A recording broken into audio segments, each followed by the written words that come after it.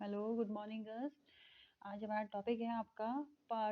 Unit 4 का part D, substitutions यानी स्थानापन्न जिसे हम कहते हैं। स्थानापन्न मीन्स होता है गर्ल्स कि हम किसी भी चीज को किसी के स्थान पर यूज कर रहे हैं और उसकी जो न्यूट्रिटिव क्वालिटी है वो हमें पूरी तरीके से मिल रही है, हमारे शरीर को पोषण मिल रहा है।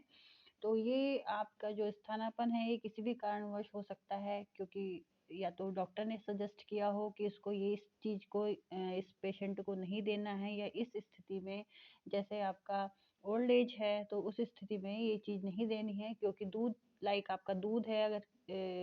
किसी को अगर नहीं पच रहा है जो दूध एक ओल्ड एज स्थिति में, क्योंकि उस समय पे हमारे ऑर्गन्स इतना वर्क नहीं करते हैं प्रॉपरली, और जो है हमारी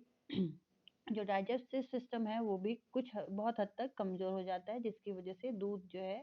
हमें हजम नहीं होता है, या फिर ओल्ड एज में हजम नहीं होता है। और कभी कभी ऐसा होता है किसी किसी को जो है फूड एलर्जी भी होती है। तो फूड एलर्जी हमारे देश में बहुत कम लोगों में पाई जाती है, ये ज़्यादा आपके फॉरेन कंट्रीज में मिलती है, क्योंकि वहाँ लोग वीट का यूज़ नहीं करते हैं, और वहाँ पे उसके स्थान पे जो है मैदा का यूज़ किया जाता है। तो वो लोग जब भी कभी वीट यूज़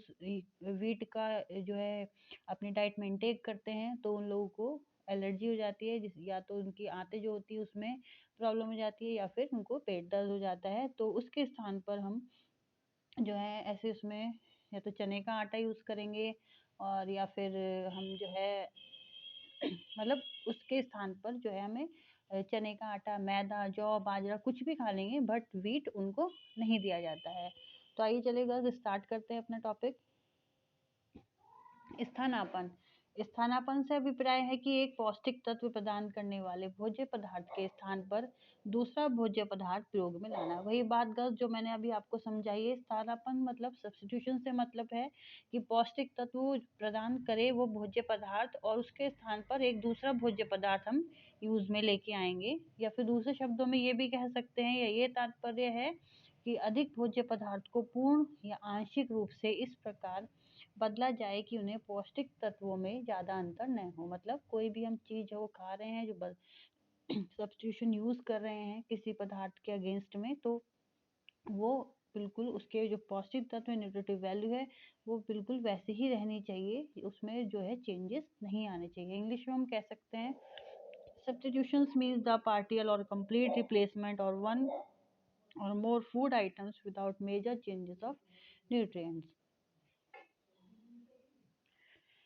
जैसे आपका गर्ल्स देखिए, मैंने बताया था अभी, दूध के स्थान पर हम मट्ठा व क्रीम रहित दूध का भी यूज कर सकते हैं उत्तम कैल्शियम की जो है प्राप्ति करने के लिए। तो मतलब अगर जैसे हम दूध है, अगर हम दूध के स्थान पर अगर फॉर एग्जाम्पल घर में हमारे दूध बहुत ही कम मात्रा में है और हमें उसका यूज जो है दही के रूप में भी करना है, तो हम क्या करेंगे कि जो दूध से हमें कैल्शियम मिलता है या प्रोटीन मिलती है, उसके स्थान पर अगर हम दही खाएंगे, क्योंकि दही सब लोग जो छोटे बच्चे हैं, बूढ़े हैं घर में, या आपके अडल्ट हैं, सबके लिए ही बहुत ही ज़्यादा यूज़फुल होती है। दही में उतना ही कैल्शियम मिलता है जितना कि दूध में होता है। तो जो दूध का कैल्शियम है वो हमारे जो दही है वो पूरा कर सकती है। तो दूध के स्थान पे हम मट्ठे का भी यूज़ कर, उसी तरीके से आपका क्रीम रहित दूध मतलब स्किम्ड मिल्क जो होता है, इसमें फैट जो है निकाल दिया जाता है, उसे हम कहते हैं स्किम्ड मिल्क। तो उसको उसको भी हम दूध के स्थान पे यूज़ कर सकते हैं। तो उसमें से फैट निकाल दिया गया जाता है, आपके जो अदर न्यूट्रिएंट्स है वो वैसे के वैसे ही उसमें मौजूद रहते हैं। सेकंड है आपका मांस के प्रोटीन के स्थान पर दाल का प्रोटीन प्रयोग करके प्रोटीन की कमी को हम पूरा किया जा सकता है। यानी जो लोग मांस नहीं खाते हैं, वेजिटेरियन हैं जो लोग, तो जो मांस खाने वाले लोग होते हैं वो तो अपना मांस खाकर की जो है प्रोटीन की जो कमी को पूरा कर लेते हैं, लेकिन जो लोग नहीं खाते हैं उनको हम दाल या सोयाबीन इन सब चीज़ों को दे के प्रोटीन की जो कमी है उसको पूरा कर सकते हैं। फिर आपका थर्ड, विटामिन ए प्राप्त करने के लिए हम जो है एग के स्थान पर गाजर का यूज़ कर सकते हैं, या फिर हम ग्रीन लीफी वेजिटेबल्स का भी यूज़ हम कर सकते हैं। जब किसी प्राकृतिक भोज्य पदार्थ को दूसरे रूप में स्थानापन्न किया जाता है, तब इस भोज्य पदार्थ के दूसरे रूप में कुछ आवश्यक पोषक तत्वों को मिला दिया जाता है। यानी जब भी कोई प्राकृतिक भोज्य पदार्थ को हम सब्स्टिट्यूशंस करते हैं, तब क्या होता है, जो दूसरा भोज्य पदार्थ है उसमें कुछ आवश्यक पोषक तत्व मिला दिए जाते हैं, जिसका उसका जो न्यूट्रिटिव मूल्य है वो जो है उसके बराबर ही हो जाता है। जैसे आपका मार्गिन होता है, मार्गिन जो है गर्ल्स मार्केट में हमारे अवेलेबल होता है, तो वो मक्खन के जो जगह पर जो है इंस्टेंट में हम यूज़ कर सकते हैं मार्गिन को, और वो बिल्कुल टेस्ट में वैसे ही होता है। उसमें भी विटामिन ए आपका जो है मतलब प्रचुर मात्रा में रहता है, और विटामिन ए और डी की उतनी ही मात्रा रहती है जितने की आपकी प्राकृतिक रूप से मक्खन में रहती है। या फिर बस ये कह लीजिए, आपका जैसे दूध होते हैं, डिब्बे वाले दूध आपको पता ही है, बच्चों को, छोटे बच्चों को सब्स्टिट्यूशंस जो देते हैं, सप्लीमेंट देते हैं यानी, तो उनमें क्या होता है, जब भी हम दूध पाउडर वाला दूध यूज़ करते हैं बच्चों के लिए, तो डॉक्टर सजेस्ट करते हैं, जब बच्चे माँ का दूध छोड़ देते हैं, किसी कारण से माँ का दूध नहीं पी पाते हैं, तो डॉक्टर जो है आपका स्किम्ड मिल्क जो होता है उसको यूज़ करने की सलाह देते हैं बच्चों। क्यों? क्योंकि उसमें भी जो है आपके उतनी ही आपकी प्रोटीन वैल्यू और न्यूट्रिटिव वैल्यू सारी उतनी ही प्रेजेंट रहती है जितने की आपके माँ के दूध में रहती है, और वो इजीली डाइजेस्टेबल भी होता है।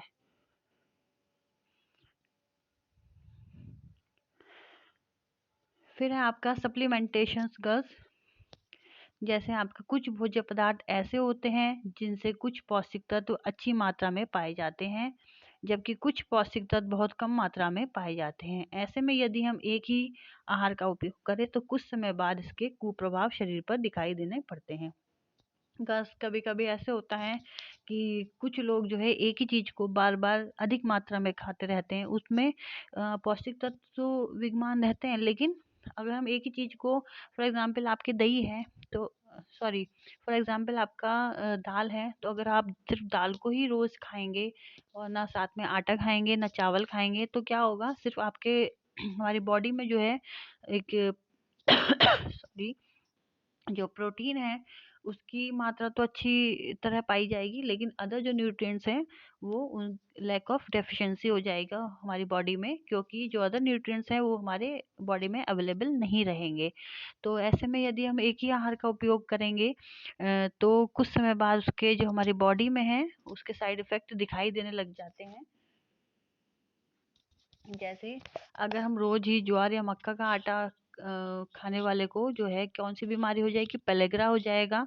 और जो मील द्वारा स्वच्छ किए गए चावल होते हैं, जो आपके मील मील में आप लोग समझ रहे होंगे, यहाँ मिल वाला नहीं है, मील है जहाँ जैसे आपकी शुगर बनती है मील में, इसी तरीके से जहाँ चावल मशीनों द्वारा जो है साफ किए जाते हैं, तो अगर हम उनका यूज करेंगे उन चावलों का, तो हमें बेरी बेरी रोग हो सकता है। अतः इन रोगों को दूर करने के लिए यह जरूरी है कि अनाजों का मिश्रित उपयोग किया जाए। यानी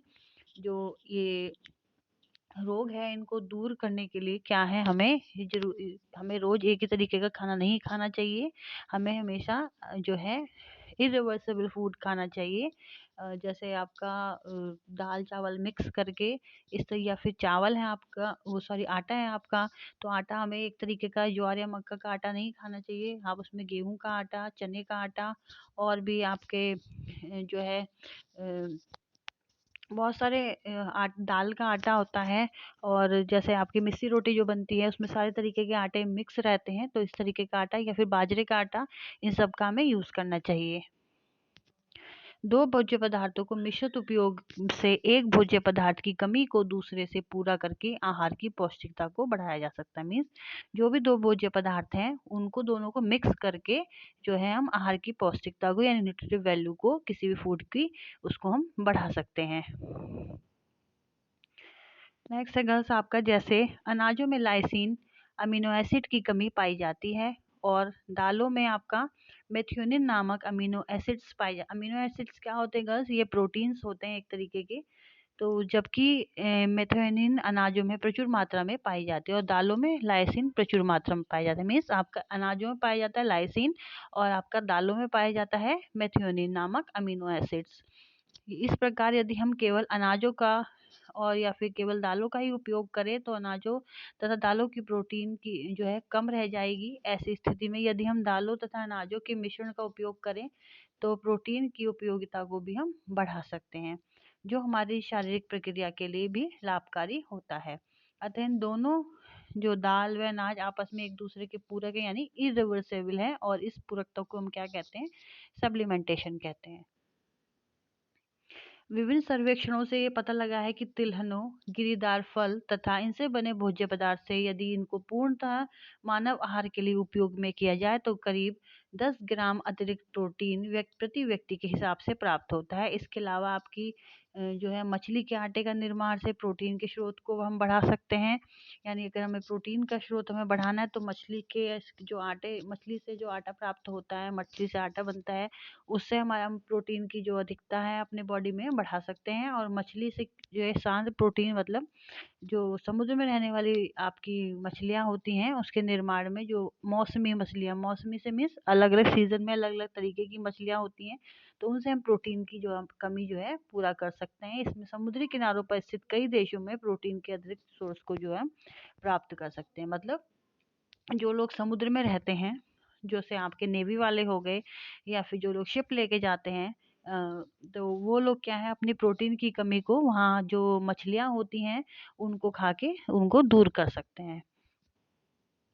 तो बस ये थी आज की हमारी वीडियो। अगर कुछ गर्ल्स आपको नहीं समझ में आ रहा है, कुछ कन्फ्यूज़न है, तो आप ज़ूम मीटिंग में मेरे से डिस्कस कर सकते हैं